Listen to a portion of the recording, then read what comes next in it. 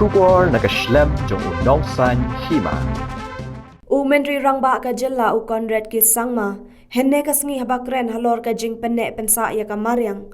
Ulaong bangi haban pet kumno ngila ban le kum kinong shangshnong. Ulaong ru bangi day ban shem karai haka bangi baro ngin la ban pet bat kumno ban le. Nagabanta kini kisnem ki banwan haringkat ka jing Pynlang bat kitnat baper. Shushu day ban Shna yaki Jaka Pynlang Slam haman laki Thliew Ïing. Kumju bangin la banong yaki plastik ban pendon kam.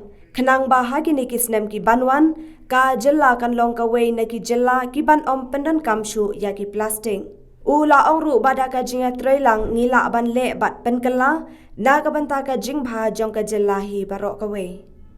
More important is while we look at what the government and the organization and the officials are doing and push them to do more, we should also look at what you can do as a citizen.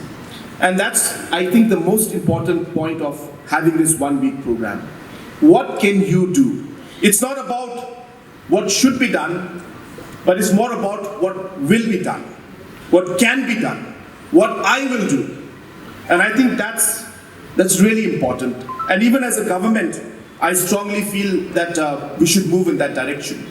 Now, I saw that wonderful presentation where we were talking about 60% of our MG and REGA being spent on natural resource management. Now, can we take a decision, move forward, and the MG and REGA, the CNRD department, can make a plan for the next 5 years, along with the other departments, and put down a proposal that apart from the reservoirs that we've created in all the villages that we are doing, can we have a rainwater harvesting storage system for every house? Now, every house requires 1 lakh liters of water a year. Now, if that 1 lakh liter of water a year, even if a 50,000 liter tank can be created in every house in the state, that means we are ensuring that we are taking care of our water problems to a large extent. Now, if MG and REG, which has a budget of 1,500 crores, along with all the other departments that are working, can we, in the next 5 years, make sure that apart from reservoirs, we will also have rainwater harvesting tanks in every house in the 6 lakh plus houses that we have throughout the state? I think it's doable.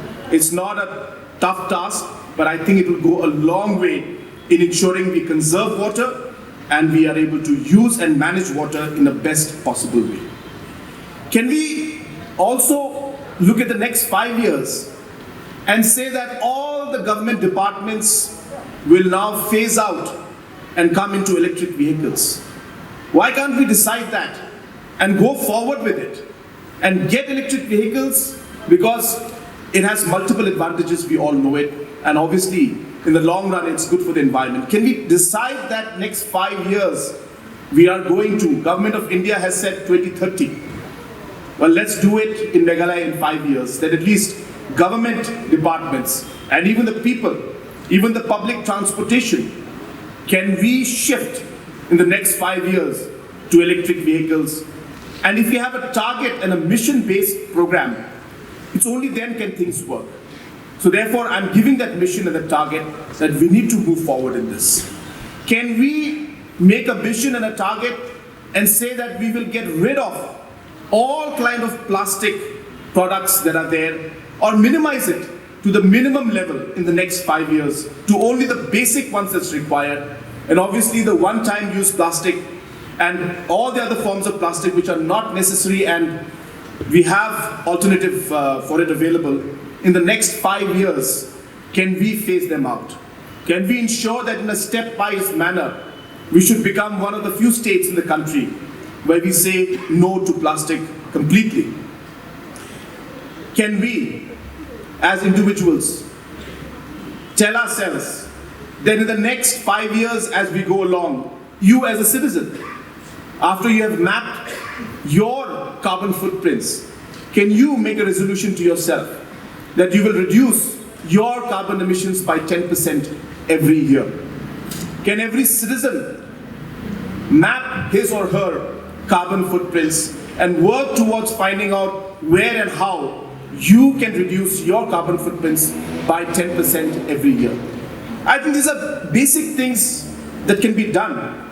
You know, I was just sitting with one of our officials in my vehicle, and I was telling him that, you know, I was looking at some pictures of some villages, and I saw some children, because the stream level went up, you know, the children were crossing that river in their school uniform with their bags on their head and the shoes in their hand. And I just looked at that picture and just struck me, you know, we've seen it so many times, but I don't know, that moment was different for me. And I realized that even after 50 years, there are villages that don't have this connectivity, that even a small suspension bridge is not available in those. So we are in Shillong. Shillong is more or less fine, but a lot of rural areas don't have that. So I was telling him that, you know, within this week, I'm just sharing with you in this platform because I'm speaking a lot about so many things. But within this week, I plan to finalize a program where in the next 3 years to maximum 5 years, starting this year itself, that we want to ensure that every area and village that requires the suspension bridges, we will start with 100, 150 of them this year. Even if an investment of 150 crores or 200 crores to ensure that suspension bridges are put in different villages to give the basic connectivity to people, I think is not at all, you know, anything that we should think even twice about. And if MGNREGA and other programs, we can have a convergence going in. The mission being to connect these villages, allow the children access, allow the farmers access, allow them to be able to at least cross over the, you know, the river in a proper, decent manner. I think it's not a big deal. So I think these are few thoughts that I wanted to share with you. And as a government, as I said, coming back to the first point that I mentioned, that we are really looking at a large number of programs and works, and we are not focusing on them in terms of implementing them well.